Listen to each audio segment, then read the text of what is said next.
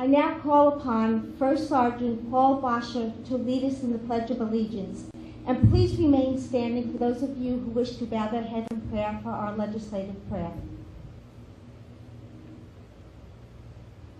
Pledge allegiance To the flag of the United States of America, and to the republic for which it stands, one nation, under God, indivisible, with liberty and justice for all.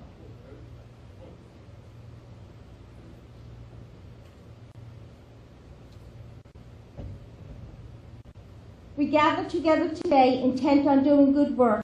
We seek to represent fairly and well those who have given us this task.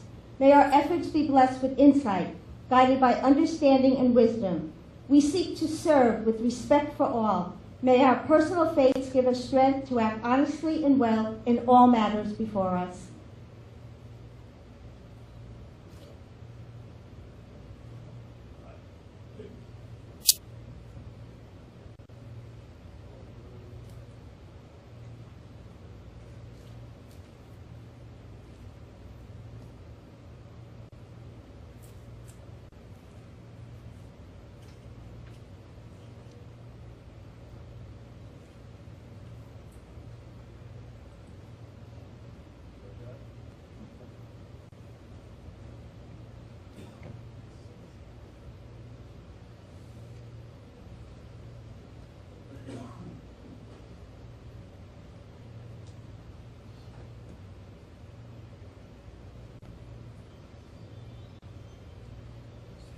It gives me great pleasure this evening to introduce a man who is versatile in his talents, unwavering in his commitments, and has been instrumental not only to the county executive, but to all our department heads as well. To say he's an asset to the administration, our county, and its residents is truly an understatement. Without further ado, I would like to introduce our Deputy County Executive, Mr. Bruce Walker.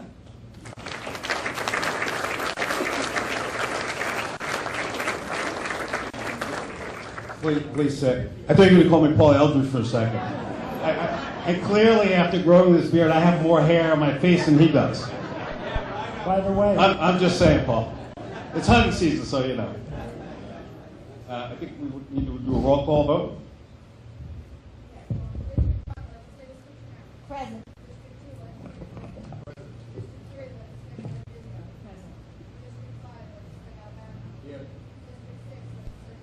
present. Present.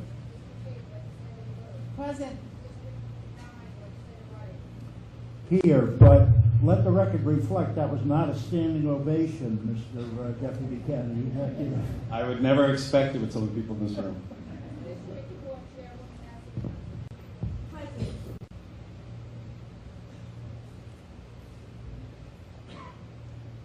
Done? Great. Thank you very much. Good evening, and welcome to the budget presentation for 2017. I'd like to recognize a number of individuals in the room. Paul, you already got recognized. Very good friend of mine, Senator Terrence Murphy.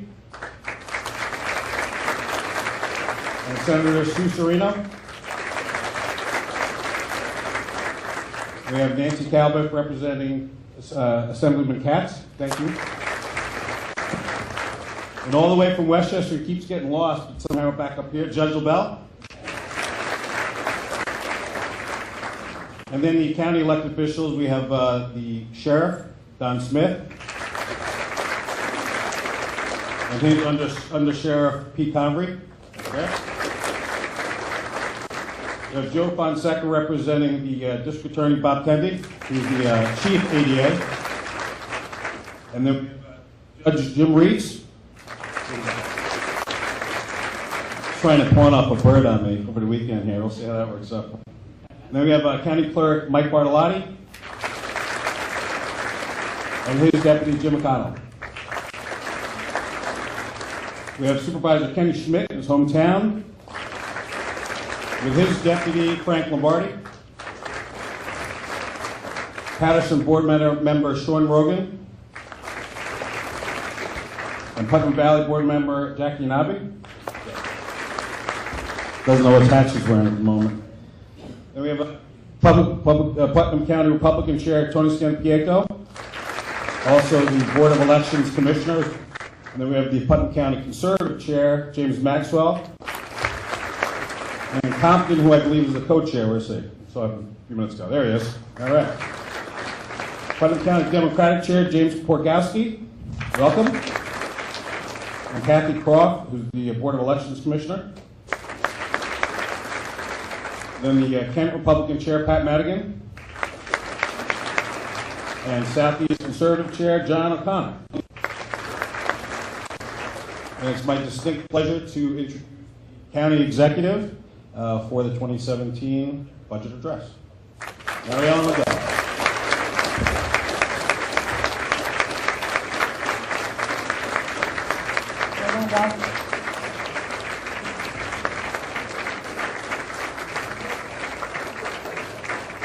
Good evening, everyone. Oh, good, we're working. Okay, Tom, that's a good start. So welcome, everyone, to the presentation for the 2017 Putnam County Budget. It's not about perfect, it's about effort. And when you bring that every single day, that's where transformation happens, and that's how change occurs. Before we begin tonight's presentation, I think it's really important that we set the record straight and take a look at some of the misinformation that's been put out there about county fiscal policies.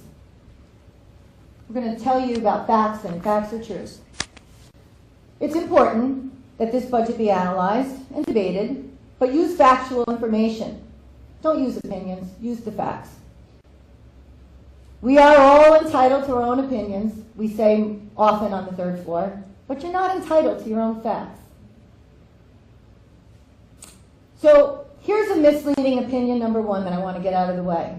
County bonding is out of control. In fact, including the investments of this property right here where we are, Putnam County Golf Course, and the Tilly Foster Farm and Educational Institute, the total Putnam County long-term debt, outstanding debt, has decreased 15% from $88.3 million in 2007 to $76.5 million for 2016. And in fact, during this administration alone, we saw a decrease of 13%. Fact, Moody's Investor Servicing, an independent bond rating agency, has cited Putnam County's low debt burden as a credit strength in its June 22, 2016 credit report of Putnam County. O'Connor and Davies, the county independent auditors that are retained by the legislature, were directly asked at the Audit and Administration Committee meeting held on August 29, 2016, if the county bonding was responsible, and they replied, yes. In fact, Putnam County continues its tradition of solid financial operations. For the 5th year in a row, this administration, along with the county legislature, allowed Putnam County to continue its strong bond rating, with Moody's granting Putnam County a superior rating of AA2. Why is that important? Well, it enables us to borrow money at a lower rate. In fact, our last issuance was 1.93%, saving current and future taxpayers significant tax dollars in avoided interest costs. So we're going to set the record straight on another misleading opinion, that county government spending is out of control. The fact, according to data found on the New York State Comptroller website, which is right there, Putnam ranked second lowest in expenditures per capita of all 57 New York State counties outside of New York City for the year ending December 31st, 2014. That's as far as they have with the data. In 2014, Putnam County expenditures totaled $150.1 million. In 2017, the budget we're presenting tonight expends $153.1 million. There's a total increase of spending of $3 million, which is 2% over 3 years. That is less than 1% a year. Putnam County's portion of your homeowner's tax bill is only 9.1%. This 9.1% remains the lowest county portion of any tax bill in New York State, where the average is 21.5% Misleading opinion number 3, the alleged Tilly Foster debacle. That property was purchased in 2002 for $3.9 million for the purpose of preserving open space. Shortly thereafter, then Deputy County Executive, now Sheriff Don Smith, chaired a committee that developed Vision 2010 for Putnam County, which included the Tilly Foster Farm. And since that time, the property has not been accessible to the public for a variety of reasons, including the fact that the facilities were not usable due to safety concerns, or lack of accessibility for persons with disabilities, or a failing septic system, and a lack of an adequate water supply. Since 2002 and up until 2014, the county spent over $1 million putting Band-Aids on the property and facilities without really ever fixing them. In fact, our administration and the legislature, upon taking control of the property in 2014, and after holding numerous public meetings and workshops, decided to make the investments necessary to make the property usable and accessible to the public. And coincidentally, these investments are consistent with the Vision 2010 plan that was developed back in 2002. And accordingly, the legislature and our administration allocated $2.4 million to facilitate the revitalization of this property. A significant portion of this investment was used to address various code compliance items, very important code compliance, fire protection, DEP, Department of Health, energy codes, and ADA compliance. Similarly, a significant portion was used, $780,000, to establish the necessary utilities to enable the use of the facility, a septic system, a power supply, a water supply, and site work. And the remainder of the investment, $1 million, was for hard assets, a commercial teaching kitchen, the steel, the concrete, the lumber, the labor, the unions and local trades, the HVAC, the plumbing, the electric, and the alarm system. Despite assertions to the contrary, our choosing to use the design-build method of construction versus hiring an engineer and architect to design everything before we began saved the county taxpayer, we guesstimate, and it's a low figure, $500,000. And as a result, we were able to make that investment into the bricks and mortar we witnessed when we kicked off our new partnership with the Putnam Westchester BOCES. BOCES here tonight? There you are, Catherine and team, thank you. So we're committed to ensure that Tilly Foster remains accessible to the people of Putnam County for educational and recreational opportunities. The contract with BOCES was to deliver programs. It was never proposed or intended to be the sole revenue stream that would pay off the debt of Tilly Foster. In fact, the money is used to sustain this program in hopes of supporting other programs for our residents and our children. The 199-acre Tilly Foster Farm and Educational Institute took the next step in its heritage by becoming the county's first public institute for career education. And continuing our tradition of creating partnerships, we work closely with Putnam Northern Westchester BOCES to bring the first of many programs. The BOCES Culinary Arts Program is the first that we bring to this facility. We expect to expand our services and educational opportunities in the areas of environmental science and veterinary science, early intervention and pre-K, adult continuing education. And we want to work with Cornell Cooperative to bring organic farming practices to Tilly Foster. All this we'll do while maintaining our farming and agricultural heritage. So we're going to set the record straight on number 3, Butterfield. So is Butterfield a backroom deal? I don't think so. It's been 10 years, right, Barb? 10 years. Couldn't have covered it in more newspapers, more media, 10 years. So let's get this on the record straight. The county was never paying 50% of the property tax for the entire Butterfield campus. The fact is, the original lease agreement always referred to our portion to include only the space that we were occupying, which is 52% of the Leahy Pavilion. Fact number 2, the county was never attempting to avoid paying prevailing wages when using taxpayer funds.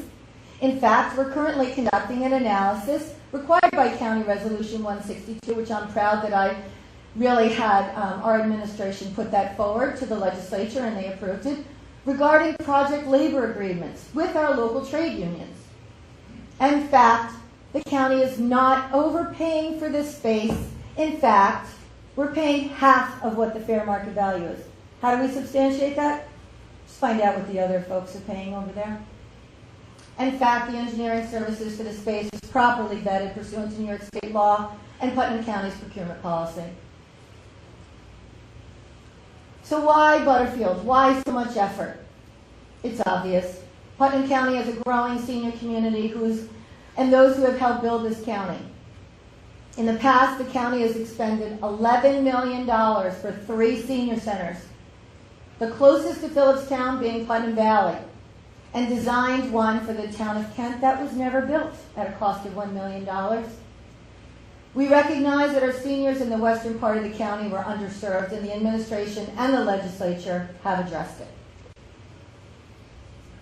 Phillipstown has the highest percentage of seniors of its overall population, 23%. Senior population in Phillipstown is predicted to nearly double over the next 10 years. But let's stay focused on what the mission at hand really was all about. The Phillipstown Senior Friendship Center will provide the following programs and fulfill the mission of the Office of Senior Resources by providing nutrition programs, wellness exercise classes, socialization, referral assistance, and adult education. And so I say again, we're all entitled to our own opinions, but we're not entitled to our own facts in good government. Our Putnam County Golf Course. Premier golf, premier event destination, and a solid financial investment.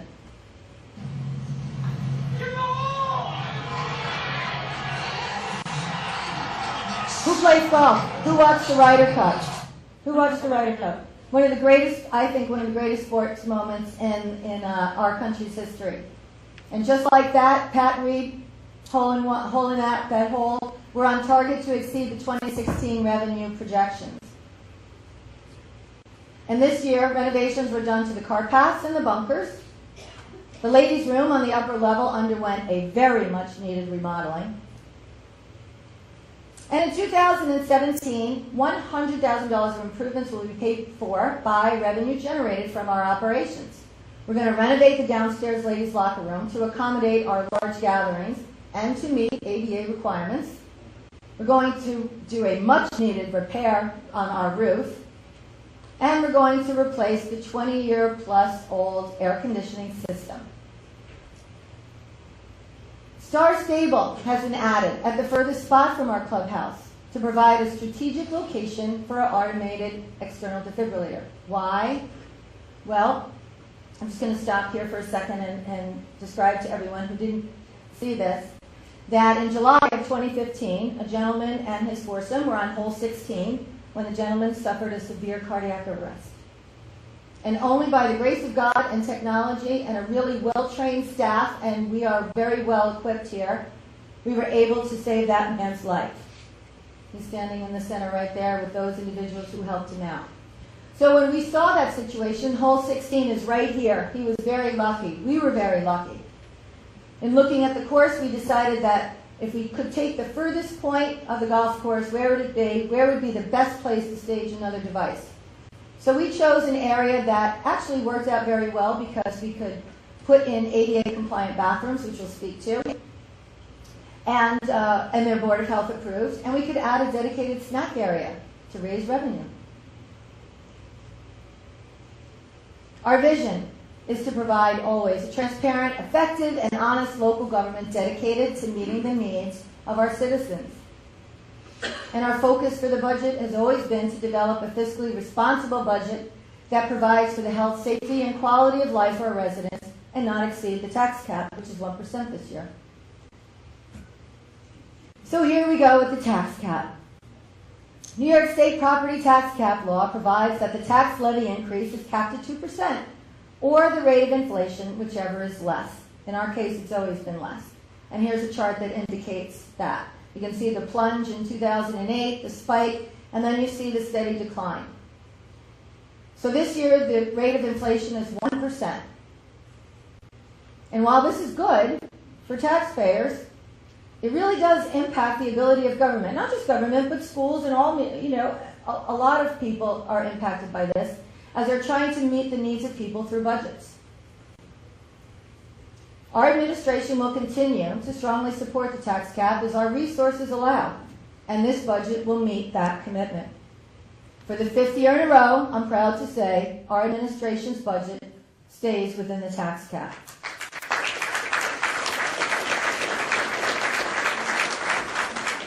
Efforts and courage are not enough without purpose and direction. John Kennedy. So here's a summary of our proposed budget. For the 17 budget, $153.1 million. This is a net increase of 1.7 over the 2016 adopted budget, or a 1.1% spending increase. And it includes a $1.2 million increase in employee and retiree health insurance costs, $1 million increase due to step and longevity increases, and we're putting money aside for pending contract negotiations. It also represents a $730,000 decrease in the New York State pension expense due to amortization pay down, which we'll dive into later, further down. So the use of the general fund surplus. We started 2015 with $12.4 million. We're asking that we take $3.6 million, which is $500,000 less than last year, to go towards the 17 operating expenses. We're going to add back the surplus for the sales tax, which are anticipated, but we feel confident about them. And we also are going to add back 2.4 in anticipated expense savings, which is really all about how we underrun our budget, which is really the result of our sound fiscal management practices, thanks to the legislature, and really our department heads, but most importantly our employees. This is the year we're going to take the final payoff for the pension debt. This 2.4 will pay off that $8.5 million pension debt that was incurred in 12 and 13. And we're going to do this so that we can secure the future of retirees, their pension after what happened in the stock market plunge of 2008. So that will leave us $11.4 million estimate in the year ending 2016. I just want to take everybody back through this pension amortization history so everybody has a clear understanding of what happened. The administration took office 11/11/11. In 12, we were handed a $4 million bill. That was to say that that was our share to bring the pension in New York State back up to the levels that were needed to sustain it. 13, we were handed a $4.5 million bill. In 14, we made a $352,000 payment. In 15, we realized it was important to get aggressive and to get rid of this pension bill. So we added $1.5 million to the budget that year to pay it down. Last year's budget, we made a commitment. We said we're going to drop 3.7 into it to leave 2.9, and that we were hopeful that we were going to pay it off this year, and we are. So some may ask, why is this so important? Well, for the obvious reason that we want to make sure that we're responsible, make sure that our retiree pension fund is sustainable. But from a business perspective, because it saves us $773,000 worth of interest. It's like your credit card. So we're done. But don't tell anybody, because as soon as they find out, God only knows what they're going to send our way. So here's our budget expenses for 2017 as we're going to lay out for you. Before we even do anything, we have $106.6 million in mandated programs. That's 70% of our budget, folks. And we're going to focus on mandates a little bit here. Try to balance a budget when you're 106.6 in debt before you even start. Mandated costs are consuming 70% of the total budget and 100% of our tax levy. Here are the top 14 of more than 200 mandates that we manage in every single day in some way, shape, or form. Let's highlight Medicaid. Medicaid remains the single largest line item in the Putnam County budget. Now this year we saw the number double from 6,000 to 11,000. Oh my God, what could possibly have driven that? Guess what? The Affordable Health Care Act, expanded Medicaid coverage. So for our $9.5 million, which represents our county's local share, you factor in New York State share and you factor in the federal funding share, and the total cost to provide Medicaid for the Medicaid recipients ends up costing the taxpayers $118.8 million. There are more than 200 mandated costs in this county, and we like a lot of them. We would just like some kind of say on how we're going to run them and how much are we going to have to fund them.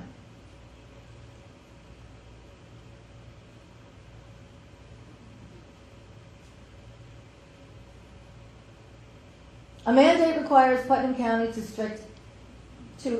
strictly adhere to rules set by the state and federal governments that define the scope, eligibility, frequency of service, and the amount of benefits provided to the people of our county. Putnam County has a very limited ability, or any at all really, to control the cost of state and federal mandates. And it's really difficult to deliver quality of life services to our taxpayers and deliver mandated services, all while keeping the Albany imposed tax cap. Mandated expenses outpace the quality of life expenses by a greater than 2-to-1 margin. In fact, mandated costs consume, as I said earlier, the entire property tax levy and the entire sales tax levy combined. This means 100% of our tax levy is allocated to mandated costs. Retiree health insurance, don't panic. Health insurance premiums continue to rise at a significantly higher rate than inflation. The projected increase in premiums for 2017 for our active employees and retirees is $1.2 million. That's just our increase this year. Our personnel director and former county executive continues to search for equitable alternatives to alleviate the cost burden for our county taxpayers and our retirees. Stay tuned. A group of county employees and other health insurance experts have been working to develop an optional plan for our Medicare-eligible retirees who do make up 74% of our Putnam County retiree population. An optional, voluntary plan focusing on our Medicare-eligible retirees was, in fact, presented to the legislature's Personnel Committee in September of this year. The Personnel Department will continue to develop this plan and will be sharing its key elements through multiple communications with our retirees over the next 6 to 8 weeks, and our administration will be working closely with NYSAC, the New York State Association of Counties. And we're really optimistic that this is going to be a win-win for both our retirees and for the county. So our operating expenses, as I said, $153 million.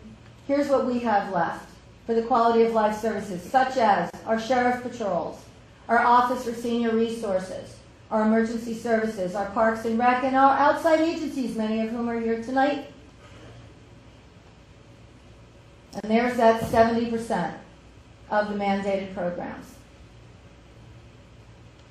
So while we are faced with the unfunded mandate challenge and rising operational costs, we must still balance the budget. So how do we balance the 2017 budget? Continuous effort, not strength or intelligence, is the key to unlocking our potential. Revenue initiatives, our sales tax. We're $2.6 million ahead for 2016, and we did include that in the 2017 budget. We believe that this is a conservative approach in budgeting the county's largest revenue source. Sales tax does represent 37% of the overall county revenue for 2017, and it is critical to financial stability for our county. Increased sales tax revenue helps us. It offsets the need for higher property taxes and/or reducing services. The county's 1% sales tax rate extension expires November 30th of 2017. We call it sunsetting. But we'll be working with our state and county legislature to make sure that we maintain that extension that's been granted to this county and the majority of counties in New York State since 2007. And as president-elect of the New York State Association of Counties, I'll be making sure that we're going to work hard to get this renewal, along with the other 52 counties whose extensions also expire or sunset. New York State Associations of Counties is a wonderful advocate for all of us, not only in Putnam County, but in all of New York State. And Steve Aquario wrote a lovely message to us and to me, and I want to thank Steve and NISAC for all that they do. Tourism. Is tourism important to Putnam County? Well, the facts are here. Each year, the New York State Commission commissions Tourism Economics, an Oxford economics company, to conduct a report titled The Economic Impact of Tourism in New York. What else would they title? This report is used by the governor's office and travel promotional agencies across New York State. And it breaks down the impacts of tourism by region and county and shows the positive impact of tourism on local economies. So in Putnam, here are our stats. We show an increase in traveler spending, we show an increase in state taxes that are generated, and we show an increase in local taxes that are generated. Just last weekend, the Fireball Run made a stop right here in Putnam County. The contestants, or as they're called, the Fireballers, traveled across the United States raising awareness for charities, like the Pajama Program of Putnam County and the Child Rescue Network. The Putnam segment of the race was kicked off in Mahopac. And our tourism department partnered with the Putnam County Chamber of Commerce and the Greater Mahopac Carmel Chamber of Commerce to organize this weekend's event. Putnam was honored to be selected to participate in this great event, and I want to thank everybody who had a piece of this incredible initiative and event here in our county. The Paladin Center, the Town of Carmel, Supervisor Schmidt, thank you so very much. The Carmel Police Department, our Highway Department here in the county, of course our Sheriff's Department, everybody made this such a great event in spite of the weather. Spirits were high, enthusiasm was definitely there. And we want to thank our sponsors, our business community, not just for this, but for everything that they do to make this and every day a great place for Putnam County to live and work. I'm going to switch gears a little bit. We're going to talk about Chapter 31. What's Chapter 31? It was introduced by this administration in January of 2013, and this program was designed to offset the increasing number of tax lien foreclosures. The county works with the property owner to prevent tax lien foreclosures. We certainly don't want to see this happen. After 2 years of unpaid taxes, the county works with the property owners to set up a payment plan. But if the property owner continues to be in arrears, the county is forced to initiate a foreclosure proceeding.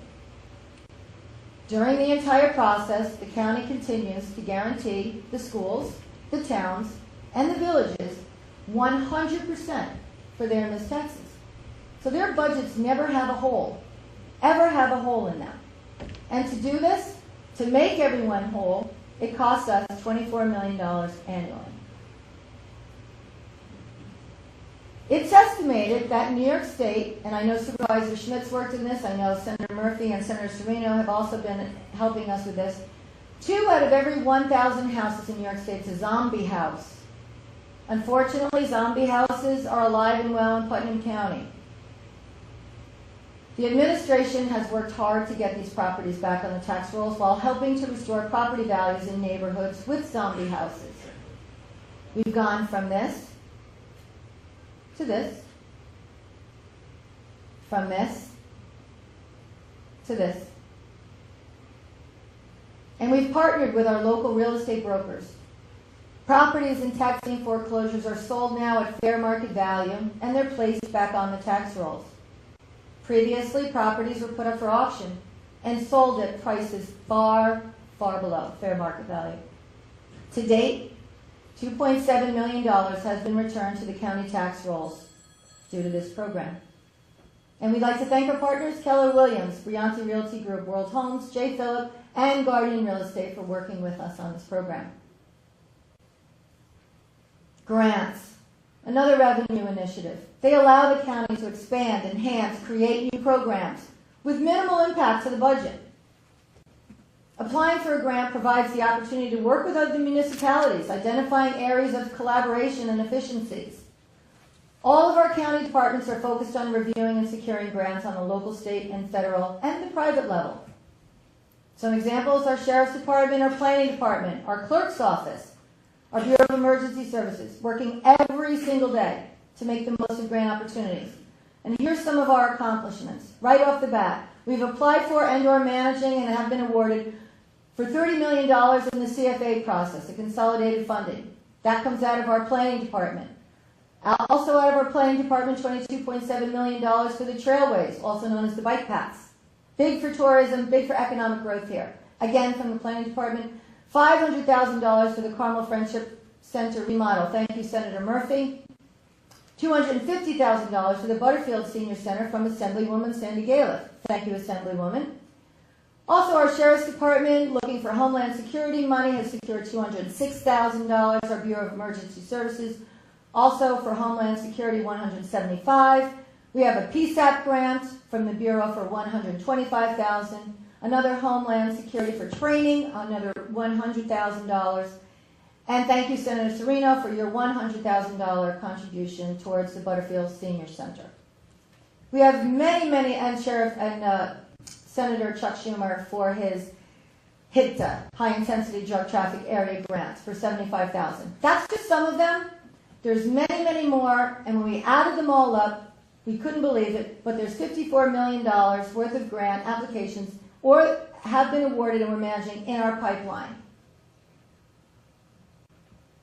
Another revenue initiative comes from our Sheriff's Office. It's the board-ins, the jail board-ins. By continuing to board prisoners for other jurisdictions, the jail provides a revenue stream to offset our normal operating expenses. In 2016, the Putnam County Correctional Facility boarded federal inmates from the U.S. Marshal Service from Dutchess County, New York City, and we provided prisoner transport services, and we added $351,000 as a revenue stream. Our drug treatment courts. Judge Reed's here? Your Honor, thank you. Drug treatment court. Our social fiscal responsibilities. It's got a fiscal responsibility.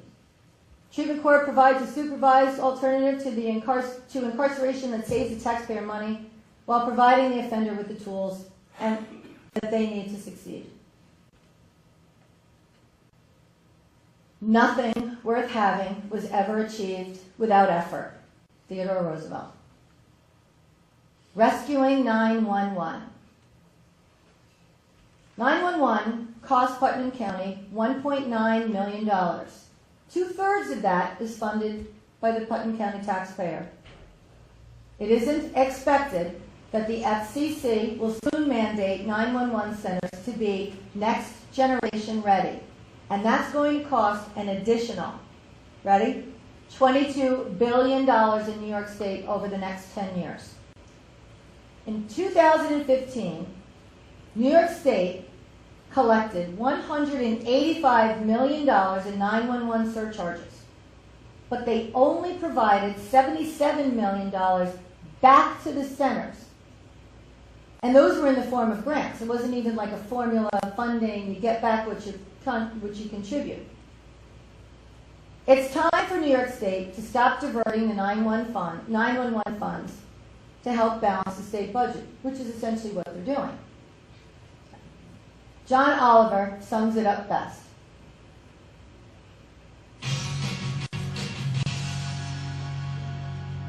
So look, we have an antiquated, disjointed system populated by workers who are understandably sick of listening to people's butts. And what makes this even more frustrating is that almost everyone's phone bill has a line like this on it, which you might assume goes directly to fund 911 centres. But the FCC's fee report showed that since 2008, at least 20 states have diverted those dollars elsewhere, which is probably why, depending on where you live, 911 may be a joke in your town.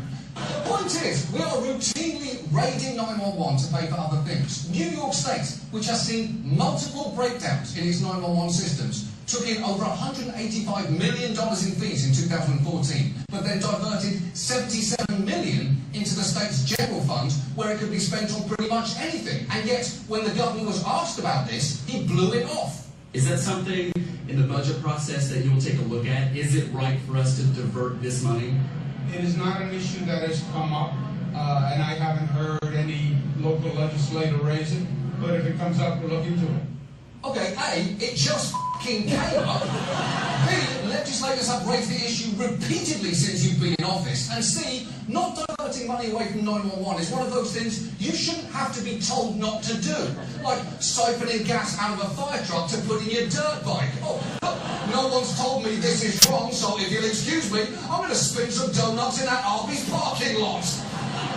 But this blasé attitude is indicative of the fact that until we're explicitly confronted with the challenges facing 911, it seems we're not going to do anything about them. And maybe the problem is that we are taught from a young age to take 911 for granted. So perhaps it's time for that to change. So true. Our countywide radio system, keeping our first responders connected, is a priority. Our Sheriff's Office, our local PDs, volunteer fire departments, and volunteer ambulance corps, they rely on us. Advanced life support. In 2016, Putnam County 911 dispatched 7,542 EMS responses, most of which required an ALS dispatch in addition to the volunteer fire EMS agency. The Bureau of Emergency Services has finalized and negotiated a new contract with MSTAR to provide ALS. So we've talked about our expenses, most of which are mandated, and we've talked about our revenues.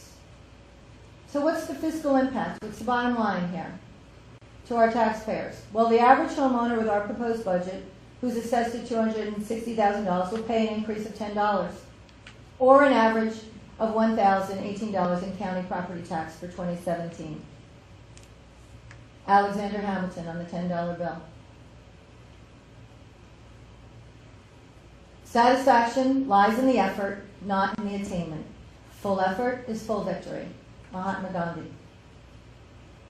Our Sheriff's Department. Enhanced policing and homeland security initiatives. Enhanced narcotics enforcement in partnership with the DEA, the federal and state agency. Enhanced support of our local police departments, patrolling a sector now in the town of Carmel, in addition to providing that 24/7, 365 general support. Marine patrols for Lake Mahopac, working closely with the New York State Police to provide enhanced trooper presence and support throughout Putnam County. Partnership with Western Connecticut law enforcement in communication, coordination, and sharing information on the war on drugs and homeland security issues. Participation in Operation Safeguard to fight the war on terror. Enhanced participation in the Joint Terrorism Task Force and increased cooperation with the FBI, state, and federal partners. We've stepped up bike patrols on our county's beautiful and pristine bike paths. We're providing more canine support to our local police agency partners. We've stepped up commercial vehicle enforcement to keep our residents safe and protect our infrastructure. And we've placed an increase, an emphasis on crisis intervention training. Putnam County Sheriff's Department, as well as our Social Services Department, have partnered to provide enhanced crisis intervention training to many of our stakeholders who deal with the mental health issues of our population every single day. And we partner together always with Arms Acres, with the National Council on Alcoholism, Healthy Minds for Healthy New York, NAMI, Putnam Hospital Center United Way, People Inc., United Cerebral Palsy, Park, everybody, we're partners. Putnam Northern Westchester Women's Resource Center. So we believe tonight that the 2017 budget that was put forth by this administration is a fair balance between our fiscal and social responsibilities. We look forward to working with the legislature in its budget deliberation process to stay at the tax cap. And I want to thank all the outside agencies who provide such a valuable service to our community, many of which are here tonight.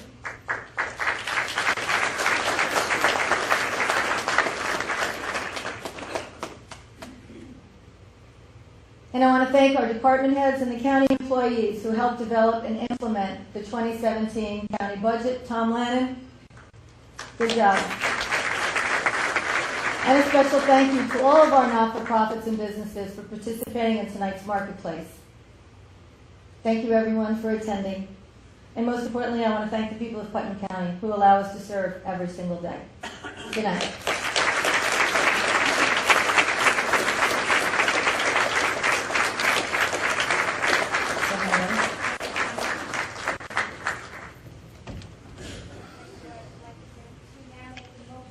Adjourn the meeting. Second. All in favor? Everyone's invited downstairs to the grill room and tavern for some light refreshments.